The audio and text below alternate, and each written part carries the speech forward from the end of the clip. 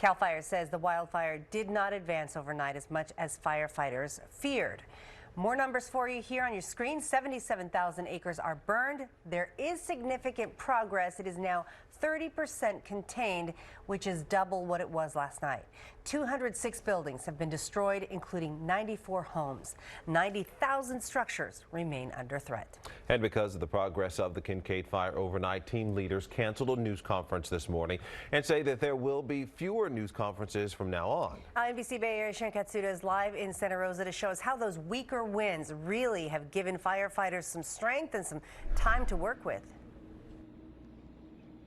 That's right, Chris and Marcus. You know, they're coming in right now. This is the staging area, and firefighters are coming in looking very tired with their sleeping bags here, but definitely a new sense of relief and a lot more smiles because the conditions look a lot better today.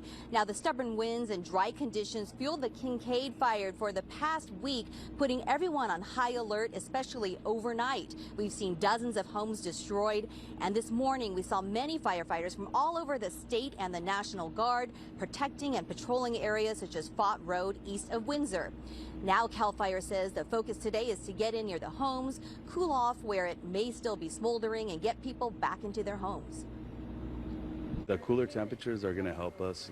It's extremely dry, however, and normally we would get a coastal influence, a higher amount of humidity in the area, and that would help us keep this fire smaller.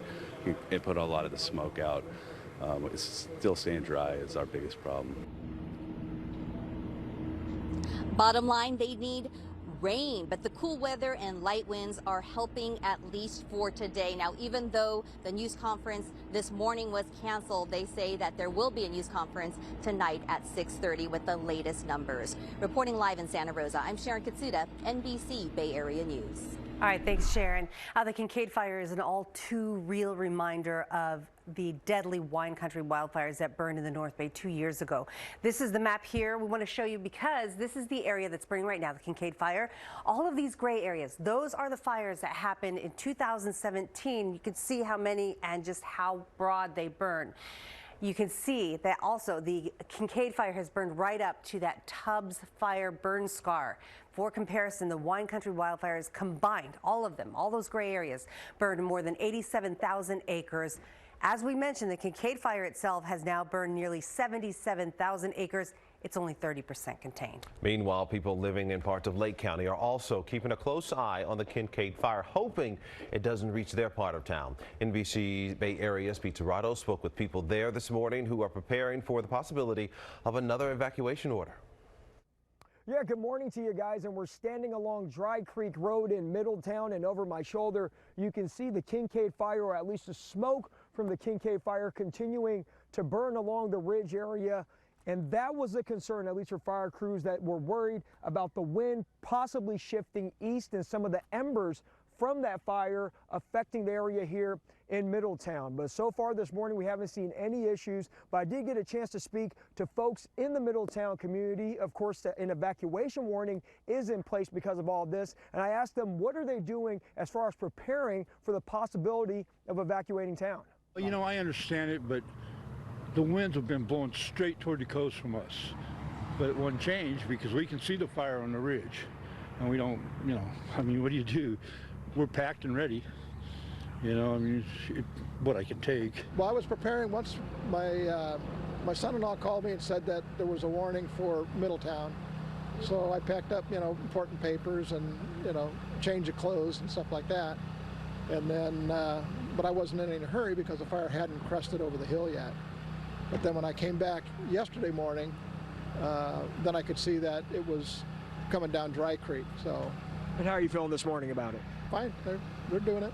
Now, an even bigger issue for locals who I spoke to in Middletown this morning is really just dealing with this power shutoff. It's essentially a ghost town. When you drive around town, you can see that in this video that we shot this morning. And it's also a big concern considering how cold it is in the area. And you can see here that Kincade Fire burning over there in the ridge area as we're standing along Dry Creek Road. Obviously that fire is way in the distance, so they're still going to have a warning in place, an evacuation warning in place. That all it is at this time in Middletown, but we'll see if that changes, if CAL FIRE decides to change it throughout the day. In Middletown, Pete Serratas, NBC Bay Area News. All right, thanks, Pete. Also, the winds that had everybody concerned and they were supposed to trigger those outages overnight, they really didn't materialize. Meteorologist Carrie Hall is tracking the forecast. Carrie, do you know what happened? Well, we were expecting the winds in the higher elevation, so that's why I was wondering why PG&E would turn off the power in some of the valleys. We are seeing a high-level wind event, and so we do still have the red flag warning in effect as we are seeing very low humidity and some of those gusts that could peak up to 65 miles per hour. Looking at the East Bay, we are still under that red flag warning that continues until 4 o'clock today, and you can see the smoke from the fire. Looking at from the Hillsburg Hills, looking at the Kincade Fire, we are going to potentially still see that billowing today. But we did get some really high wind gusts, and this would be significant if we didn't just have 90-mile-per-hour winds. But we are looking at this morning some of those winds reaching 60 miles per hour and up to 57 in Mount Diablo. And Atlas Peak, we had a wind gust of about 28. St. Helena had a wind gust of 58 miles per hour. So it was pretty high and was enough to fan some of the flames. So it was good that even with that, they were still able to work on that fire and get some more containment. We are not seeing the smoke drifting into San Francisco right now, but as the winds get a little bit lighter throughout the day, there will be some drifts of smoke coming in. We're looking at moderate air quality for the Bay and the coast, the inland East Bay, as well as the South Bay, with Santa Clara Valley looking at some pretty good air quality going into the afternoon. Most of that smoke will be in the North Bay. So we look at where the smoke is blowing, and it's still blowing directly off the coast. And that's the reason why we're seeing those blue skies right now. But there will be the potential once again that as the winds start to calm down, we could see the smoke moving in later today. And we'll continue to monitor the air quality. I'll talk about the cold temperatures on the way, and I'll have a look at your Halloween forecast coming up in a few minutes. All right. Thank you very much, Carrie. So the other big story that we're following for you today, PG&E now performing safety inspections and working to restore power in nearly all areas. As Carrie mentioned, those winds did not materialize, and that's why the utility never had to turn the power off for folks in Santa Clara County, Alameda, Contra Costa, and San Mateo counties as well. The predicted overnight weather conditions just didn't happen. The map shows the current outages there. You can find that at NBCBayArea.com as well. Power is still out in Marin County for about 120,000 customers. It's about 17,000 in Napa, about 87,000 in Sonoma County. Those pink dots represent all of the outages in that area.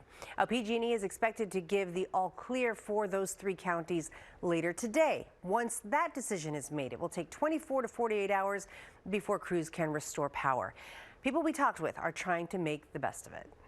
It's like, remember when people used to speak with each other when they weren't on their devices. It's amazing. Just making the best of a bad situation. So still have myself, my parents, my friends. So far my house, but we'll see. So there was a comedy show by candlelight last night in Mill Valley. The Throckmorton Theater had canceled shows there for 5 nights. The event was jokingly referred to as PG&E Appreciation Night. Well, meanwhile, PG&E is offering some relief to customers impacted by the power outages, but not everyone will benefit. It only applies to the 738,000 customers who lost power in the first outage on October 9th. PG&E's CEO says that because the utility improved the process after the first public safety power shut off. Now, Governor Gavin Newsom said that his staff has been very aggressive in negotiating the credits with the utility. He's accusing utility leaders of creating the current disaster through mismanagement and greed. This is significant because utilities in the past have never credited customers for these disruptions. We're being extraordinarily aggressive, and respectfully, we didn't wait till this moment. Now, if you lost power during the first outage, that was October 9th, here's what you can expect to see. Residential customers will see a $100 credit on their bills. Business customers will get a $250 credit. The utility CEO says that the funds for the credit will come from shareholders and will not be passed on to customers.